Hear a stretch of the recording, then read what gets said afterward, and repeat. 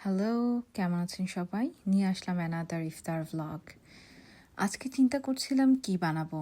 প্রথমে ভাবলাম হালিম বানাই, পেঁয়াজু বেগুনও এইসব বানাই। কিন্তু দেন আমার হাজব্যান্ড বলল সে পোলাও খেতে চায়, পোলাওয়ের সাথে গরুর মাংস খেতে চায়। আর যেহেতু বাচ্চারা একটু চিকেন পছন্দ করে, সো আমি ভাবলাম একটু চিকেনের কোরমা রান্না করে ফেলি।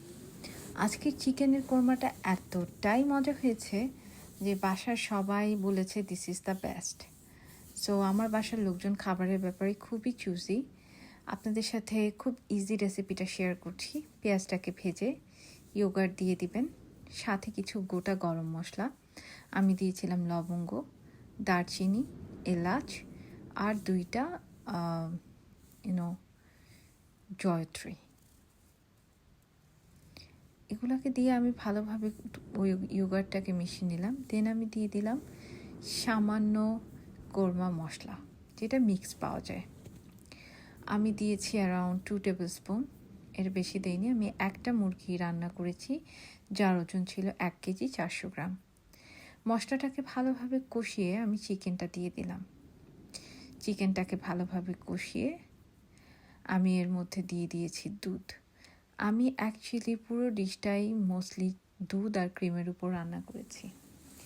এত বিউটিফুল একটা কনসিস্টেন্সি এসেছে, আপনারা না ট্রাই করলে বুঝতেই পারবেন না।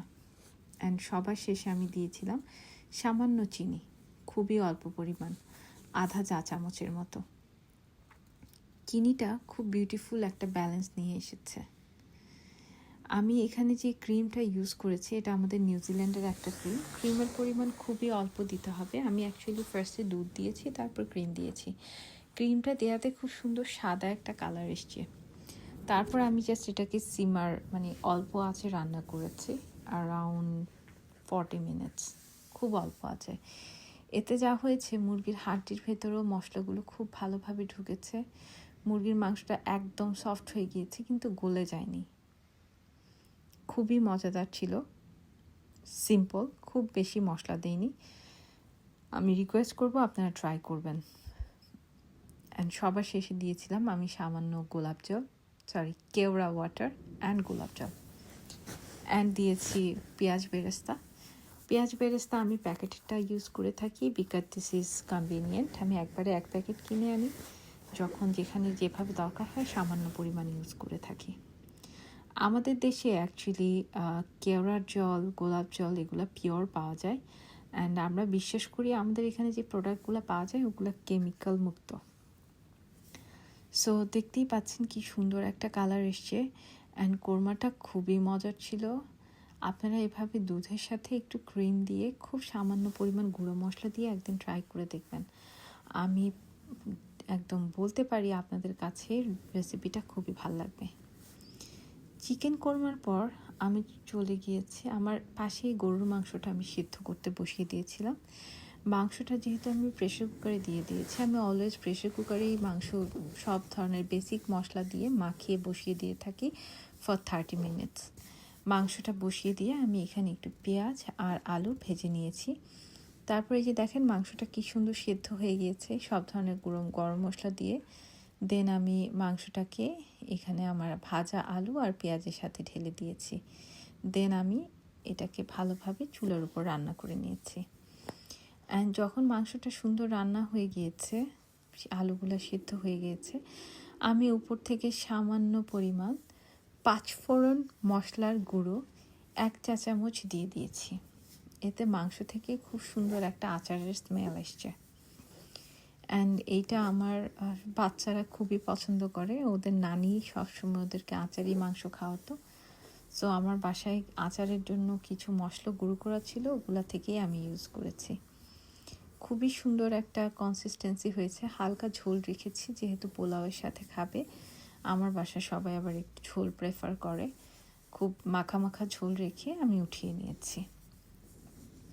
আজকের ইফতার বানাতে আমার খুব বেশি সময় লাগেনি, কিন্তু ইফতারটা ছিল খুবই শাহি, খুবই পছন্দের, সবার অনেক পছন্দ। কিন্তু এত ইজি ছিল ইফতারটা বানানো, আমার কাছে তো খুবই ভালো লেগেছে। মনে হয়েছে কোনো এফোর্টই দিতে হয়নি। তারপরে আমি চলে গেছি পোলাও। আমি পোলাওয়ের ইজিয়েস্ট উপায় ফলো করি। আমি প্রথমে আমার 1 পটে চাল দিয়ে দিয়েছি, দেন গোটা গরম মশলা, দারচিনি, এলাচ, লবঙ্গ, ঘি, সামান্য আদা বাটা, আমি রসুন সাথে দিয়ে দিলাম ঘি। ঘিটা ছিল নিউজিল্যান্ডের অরিজিনাল খাঁটি ঘি, আমাদের এখানে বেস্ট কোয়ালিটির ঘি পাওয়া যায়। দিয়ে দিলাম পেঁয়াজ বেরেস্তা, মরিচ, লবণ, দ্যাটস ইট। পুরো প্রণালীটা খুবই সহজ, সব কিছু আমি অলওয়েজ হাত দিয়ে মাখিয়ে নিই যেন এটা প্রপারলি মিক্স হয়।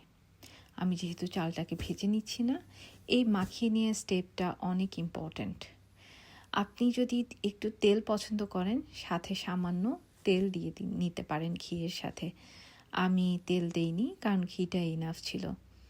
বসানোর ঠিক আগ মুহূর্তে আমি উপর থেকে অল্প পরিমাণ কেওড়া ওয়াটার দিয়ে নিয়েছি, যেটা একটা বাবুর্চিদের পোলাওয়ের স্বাদটা আপনাকে দেবে। দেন আমি লিডটা বন্ধ করে রাইসের যে অপশনটা ছিল ওই অপশনটাতে দিয়ে আমি কুক করতে দিয়ে দিয়েছি।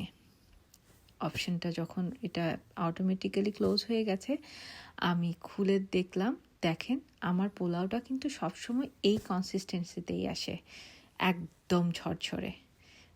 মজার না বলেন, আপনাকে তেমন কোনো এফোর্টই দিতে হবে না, আপনাকে ভয়ও পেতে হবে না। ও আর আমি 6 কাপ চালে পানি দিয়েছিলাম 11 কাপ, এটা খুব ইম্পর্ট্যান্ট। সো সব কিছু রান্না করার পর আমার মেয়েটাকে একটু খাওয়ানোর চেষ্টা করলাম, সে তো একদমই কিছু খেতে চায় না। আমি শিওর আমার মতো অন্য মায়েদেরই একই অবস্থা। যাই হোক, ভালো থাকবেন, সুস্থ থাকবেন, আমাদের ভিডিও দেখবেন, কেমন লাগলো জানাবেন। আপনাদের কাছে আমরা আরও এক্সাইটিং ব্লগ নিয়ে আসছি। Thank you.